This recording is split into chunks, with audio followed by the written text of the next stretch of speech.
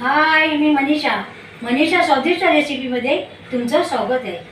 आज आपण पालक टाकून ताकाची कढी करूया। आज आपण पालक घालून ताकाची कढी करूया। आपण 1 चमचा तेल घातलं त्यात। आता आपण छोटी पालकची आहे, पालकची पानं धुवून घेतलेली आहे, ती टाकली आहे। एक हिरवी मिरची, 4-5 लसणाच्या पाकळ्या ते पण टाकूया। थोडी कोथिंबीर ती पण ह्याच्यात घालूया। 10-12 दाणे काळे मिरी आहेत, ती पण ह्याच्यात घालते। आणि 1 वाटी खोबरं आहे, हे पण ह्याच्यात घालूया।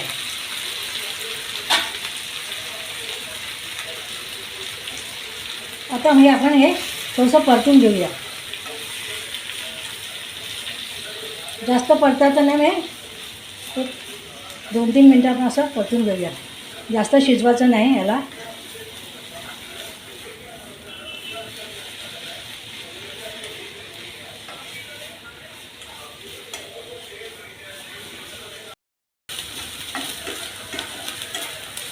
आता हे आपलं परतून झालेलं आहे। हे मी गॅस बंद करते आणि थंड झाल्यानंतर याला मी वाटून घेते। ते थंड होऊन झालं की आता हे थंड झालेलं आहे। आता मी भांड्यात काढून वाटून घेते। हे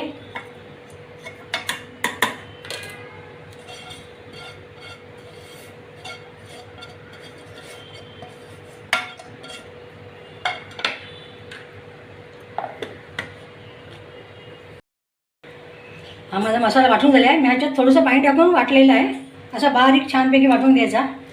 आपण आता हे ताक केलेलं आहे, 1 भांडं ताक आहे।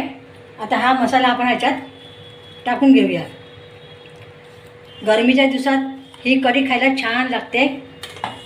चण्याचं पीठ घालायची काही गरज नाही याला।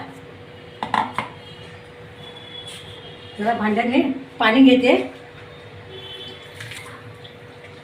ह्याचा आपला मसाला ज्याला लागलेला आहे ना, तो पण आपण ह्याला पाणी टाकून घेऊया।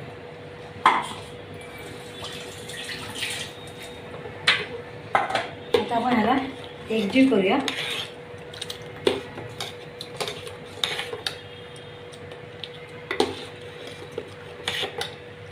गरमीच्या दिवसात हमखास बनवा, खूप छान लागते आणि भातावर खायला एकदमच छान लागते।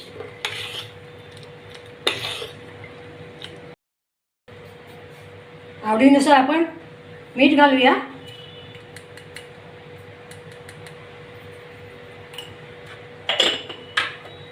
छानपैकी एकजीव करूया। एकदा करून बघा तुम्ही, खूप छान लागते। आता मी ह्याला ना फोडणी देते। हे आपल्याला ह्याला उकळायची काही नाही आहे, गरजच नाही आहे, कारण आपण ताक टाकलं आहे। उकळवलं तर फाटून जाईल, म्हणून ह्याला उकळायची गरज नाही।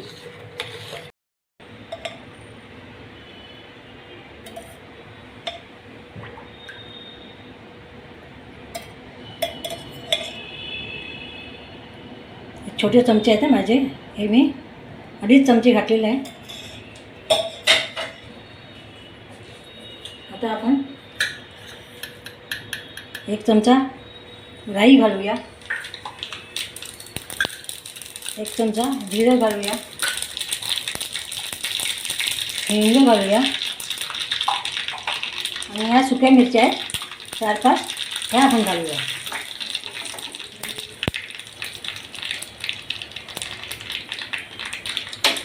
आपलं हे झाले फोडणी तयार। आपण ह्याच्यात आता ह्याच्यावरती ओतूया आपण।